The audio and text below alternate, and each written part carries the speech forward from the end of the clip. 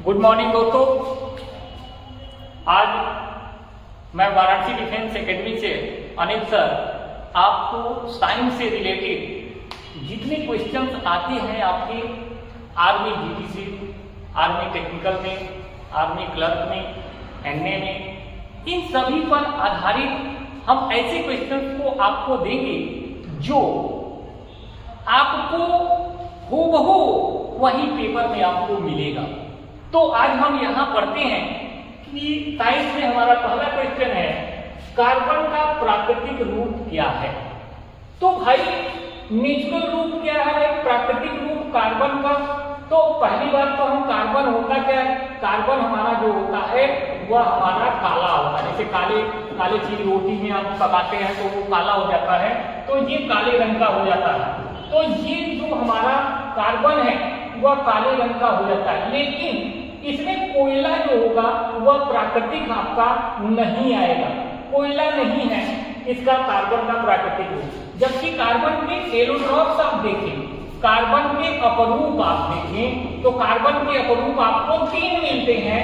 एक होता है हीरा, दूसरा होता है आपका फ्लोरीन और तीसरा होता है आपका ग्रेफाइट। तो ग्रेफाइट आपको यहाँ पर लिखा हुआ है, ये दोनों नहीं लिखा हुआ है इसमें, इसलिए हमारा जो ग्रेफाइट है वह जो है इस क्वेश्चन का राइट आंसर है।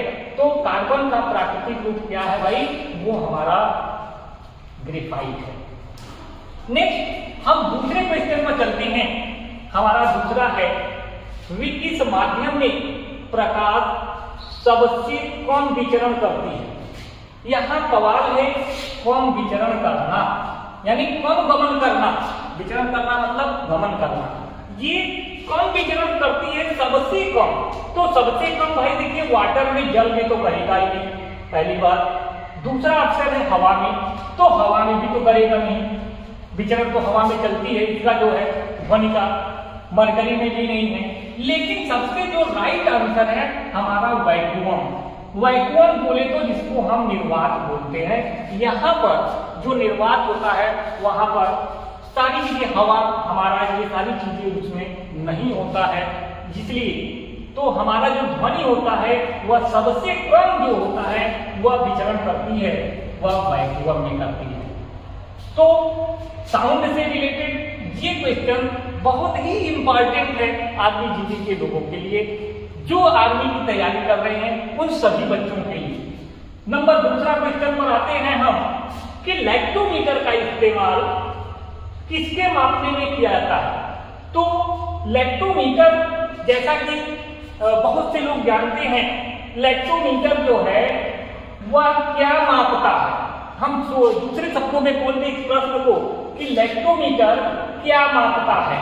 अगर हम ऐसा बोल दें तब क्या होगा भाई। अब लैक्टोमीटर भाई लंबाई तो नहीं नापेगा, ये लंबाई आपका लेंथ है, इसको तो नापेगा ही नहीं। अच्छा, प्रेशर है, दाब, दाब का जो मात्रक होता है वह आपका होता है पास्कल। ये पास्कल वैज्ञानिक जो महोदय थे उन्होंने आपको दिया था।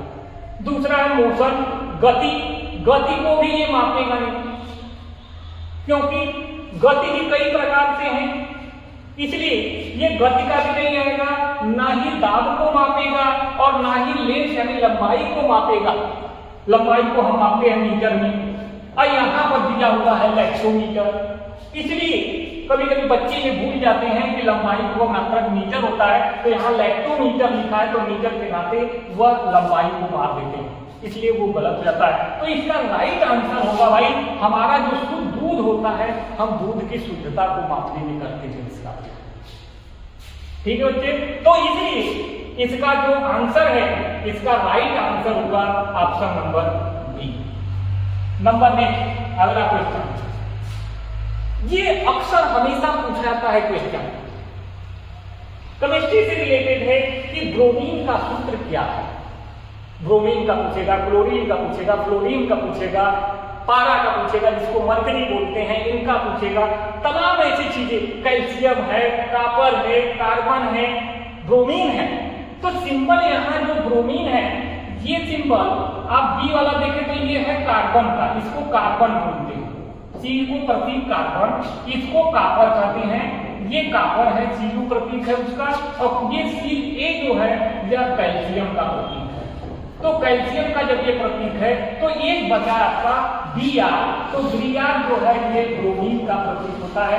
तो इसीलिए दोस्तों ब्रोमीन का जो आंसर राइट होगा वह आपका ऑप्शन क्या होगा, इसका राइट ऑप्शन होगा ये ए। इसका आंसर जो सही आंसर है वह मिलेगा आपको ऑप्शन नंबर ए मिल जाएगा। तो इस तरह से सवाल भी, इससे रिलेटेड तमाम सवाल भी आपसे पूछे जाता है। नेक्स्ट आगे चलते हैं। कहता है रसायन विज्ञान के पितामह किसे कहते हैं? पितामह बोले तो पिता जिसको बोलते हैं, father of chemistry. Who is the father of chemistry? तो केमिस्ट्री के जो पिता होते हैं वह हमारे और कोई नहीं, न्यूटन भी नहीं है। न्यूटन ने भी नहीं दिया है केमिस्ट्री में। ये बल का आपको बताए थे, जड़त्व का नियम बताए थे, बल का, ये सब चीजों को इन्होंने डिस्क्राइब किया था। आइंस्टीन जो है ऊर्जा संबंधित आपको बताए थे, E बराबर mc² के रूप में। इसका जो है इन्होंने आइंस्टीन ने बताया था। और जैसा कि आप चार्ल्स बेबेज को देख रहे हैं तो इन्होंने कंप्यूटर को खोज किया था। तो अब इनमें से आपको तो 3 ऑप्शन ऐसे ही पता होगा, तो चौथा जो है एंटोनी लेवाइसिए, इनको जो है हम कहते हैं फादर ऑफ केमिस्ट्री। इन्हें हम रसायन विज्ञान के पितामह बोलते हैं। इसलिए एंटोनी लेवाइसिए जो है वह इस केमिस्ट्री के जो है रसायन विज्ञान के वह पितामह है। नेक्स्ट क्वेश्चन आगे। पीलिया बीमारी के दौरान रोगी के आंखों का रंग कैसा हो जाता है? किस प्रकार का हो जाता है रोगी का आंख जब पीलिया रोग हो? ऐसे तो जो पीलिया रोग होता है, तो भाई पीलिया रोग किसके कारण? ये है जॉइंटिस जिसको बोलते हैं। तो जॉइंटिस माने पीलिया, इसी से आपको पता लग जाएगा कि इसका आंसर क्या सही है। पीलिया में यहाँ पीली लिखल है, पीली मतलब पीला, इसलिए हम कहेंगे व्यक्ति के आंखों का रंग कैसा हो जाएगा? पीला हो जाएगा। तो इसका राइट आंसर पीला होगा, न तो ग्रीन होगा, न तो काला होगा, और न ही जो है वो ब्लू नीला होगा। और नीला किसका होता है? जो जहर वगैरह खा लेते हैं, पॉइजन खा लेते हैं, तो शरीर उनका नीला पड़ जाता है। कैसे? जैसे कि शंकर भगवान देखे आपको जहर पिए तो उनके गले में जो है वो नीले रंग का आ जाता है। तो ठीक बॉडी जो है नीले कलर में होता है जब आप पॉइजन या जहर खाते हैं तो इसलिए ये तीनों कलर नहीं आएगा। इसका राइट आंसर होगा आपका, जो आंसर सही है वह ऑप्शन नंबर बी होगा, ये होगा पीला। ठीक है दोस्तों। नेक्स्ट अगला क्वेश्चन हम चलते हैं नेक्स्ट क्वेश्चन पर। ये हमारा बायो से है। ये क्वेश्चन जो लिखा गया है, मानव कोशिका में कितने जोड़े गुणसूत्र होते हैं? तो क्रोमोसोम्स, जिसको इंग्लिश में क्रोमोसोम्स बोलते हैं, जोड़े कितने जोड़े होते हैं भाई? ये गुणसूत्र जो होता है, ये क्रोमोसोम जो होते हैं, ऐसा ये 23 जोड़े होते हैं भाई, 23 जोड़े। तो आपको जब ये 23 जोड़े हैं